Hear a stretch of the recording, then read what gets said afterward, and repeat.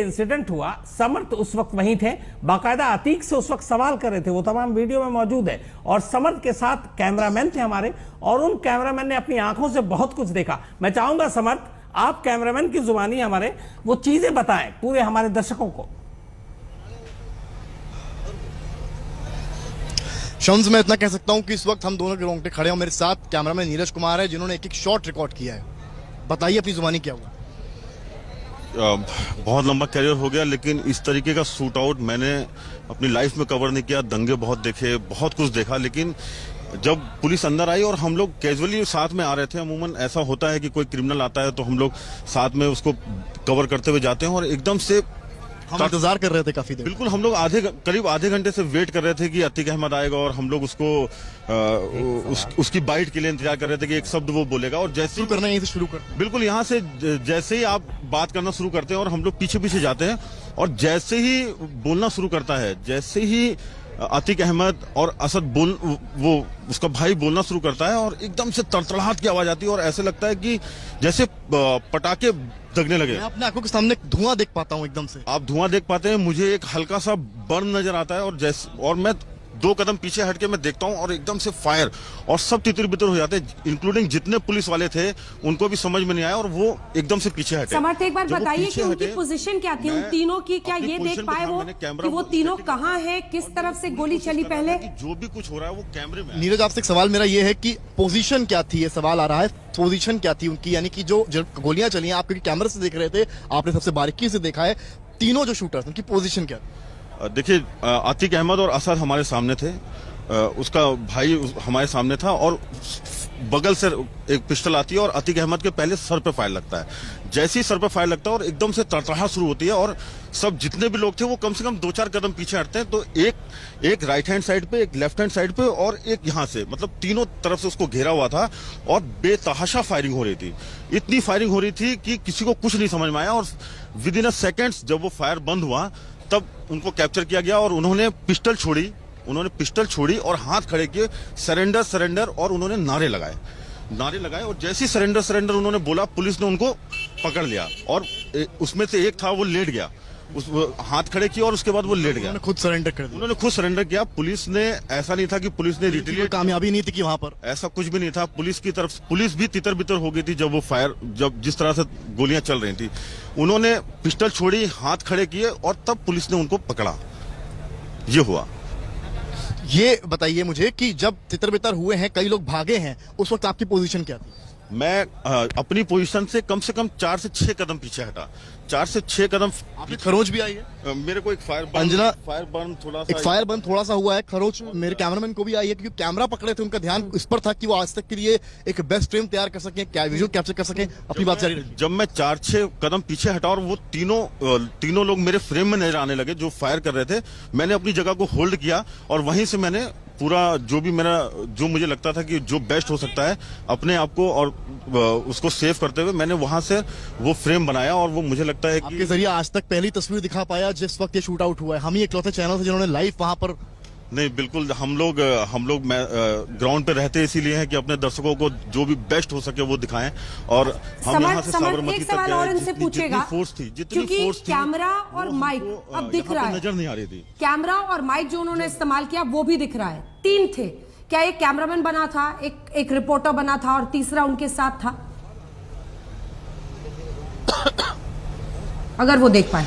सवाल ये है कि जहां पर स्पॉट है वो कैमरा एक पड़ा हुआ है और एक माइक दिख रहा है, और ये बताया पुलिस ने है कि ये उन्हीं लोग का था, वो पत्रकार के वेश में आए थे। तो कुछ अंदाजा आपको लगा था बॉडी लैंग्वेज से कोई इस तरह से अपने साथियों में आ जाए? नहीं, ऐसा कुछ नहीं था। 4-6 चैनल थे, और कुछ लोकल के थे जिनको हम जब से इलाहाबाद में मैं कवर करने आता हूं, जिनको मैं देखता रहता हूं। मुझे बिल्कुल अंदाजा नहीं था कि कोई ऐसा व्यक्ति होगा, और ये सही बात है कि एक कैमरा और एक आईडी पड़ी है जिसको कोई क्लेम नहीं कर रहा है कि वो मेरा है, तो ये अंदाजा लगाया जा सकता है कि हो सकता है कि वो उसी भेष में आए हों, लेकिन ये पुख्ता तौर पे नहीं कहा जा सकता है कि वो पत्रकार के भेष में। मेरे वहां पर रोंगटे खड़े हो गए थे, क्योंकि जिस वक्त शूट आउट हुआ है, आपकी मनोस्थिति क्या थी दिमागी तौर पर? आप उस वक्त क्या सोच रहे थे? मुझे लगता है कि वो 30-35 सेकंड जो गोली की तड़तड़ाहट थी, वो मुझे समझ में नहीं आ रहा था कि ये हुआ क्या है।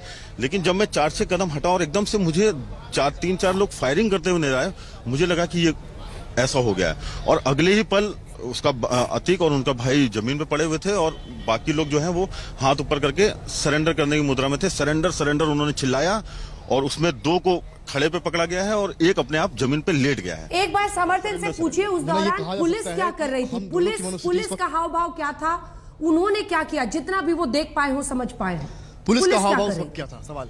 पुलिस नदारत थी, पुलिस आसपास नहीं थी। आप अगर मेरे फ्रेम में देखेंगे तो तीनों शूटर्स ने उन दोनों भाइयों को घेर के रखा हुआ है और पुलिस कहीं भी फ्रेम में नहीं है। पुलिस अपनी खुद जान बचा रही थी। बिल्कुल जान बचा रही थी, बिल्कुल जान बचा रही थी पुलिस। आपको मैंने वाइट खोल उस बात की फिक्र नहीं थी वहाँ कितने पत्रकार खड़े हैं? मुझे नहीं लगता है कि होगी। मुझे लगता है कि जिस तरह की गोलीबारी हुई है सब अपनी जान बचा के भाग रहे होंगे, तो पुलिस ने भी सोचा यही बेहतर है कि पहले जान बचाई जाए, बाद में देखा जाएगा। मैंने अपना लेकिन आज तक की टीम वहाँ पर मौजूद है। मैंने अपने कैमरे का वाइड फ्रेम खोला ताकि एक भी शॉट मेरा मिस ना हो पाए। मैंने अपनी पोजीशन ली और मैंने वाइड फ्रेम खोला और जिस तरह से था वो जो भी उस स्थिति में मैं मूवमेंट कर पाया वो मैंने किया। लेकिन पूरे फ्रेम में आप देखेंगे, पूरे फ्रेम में देखेंगे आप, पुलिस नहीं है। जब उन्होंने पिस्टल रख दी और सरेंडर किया तब पुलिस ने आके उनको पकड़ा है।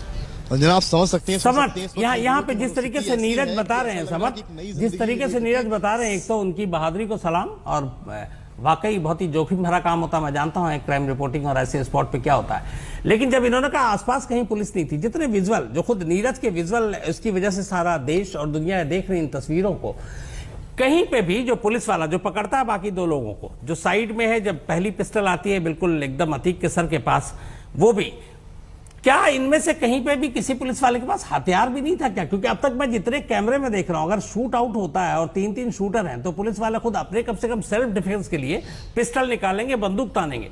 जितनी तस्वीर मैं देख रहा हूं, हो सकता है बाकी के पुलिस वालों के पास हथियार हो, लेकिन इनमें से मुझे किसी के पास हथियार दिखाई नहीं दे रहा। आप लगातार फॉलो कर रहे हैं कारवां को, क्या बिना हथियार के पुलिस अतीक और उसके भाई को प्रोटेक्शन दे रही थी? मैं इस सवाल भी इनसे ही लेता हूं क्योंकि मैं भी वहां था और ये कैमरे से देख रहे थे, इनकी बारीकी मुझसे शायद बेहतर रही होगी।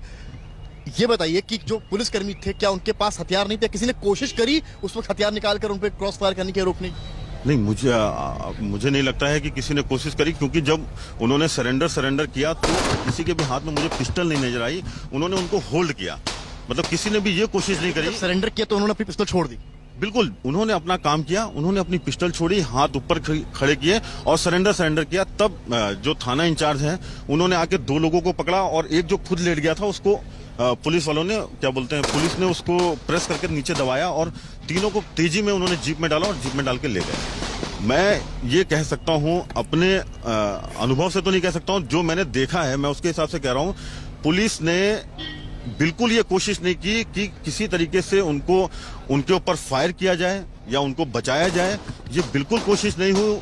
जो आए थे उन्होंने अपना काम किया, उन्होंने अपना काम करने के बाद हाथ खड़े किए एंड देन पुलिस ने। बड़ी बात है, आप समझ सकते हैं शम्स की कोशिश नहीं हुई। जो आए थे अटैकर्स, जो शूटर्स थे, उन्होंने अपना काम किया और बंदूक रख दी नीचे, यानी कि पिस्टल नीचे रख दी और सरेंडर करने लगे, जो हमने अपनी आंखों से देखा, नीरज कुमार ने अपने कैमरे में कैद किया।